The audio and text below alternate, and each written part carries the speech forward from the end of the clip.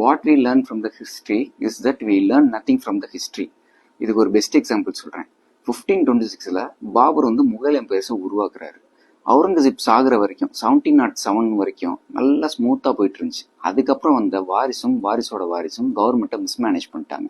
1739 ஈரான்ல இருந்து நாதிர் ஷான்னு ஒருத்தன் வந்தான். அவன் வந்து 330 வருஷமா சேர்த்து வச்சிருந்த முகல் எம்பையர்ஸோட ஜென்ரேஷனல் வெல்த்தை வந்து மொத்தமாக கொள்ளையடிச்சிட்டு போயிட்டான். அப்போ 1700s அதோட வேல்யூ வந்து 700 million rupees.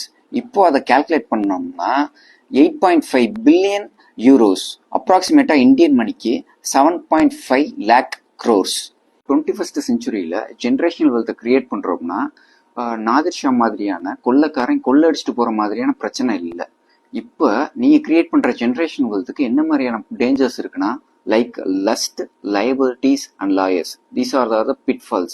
So protect your wealth, stop being too much greedy.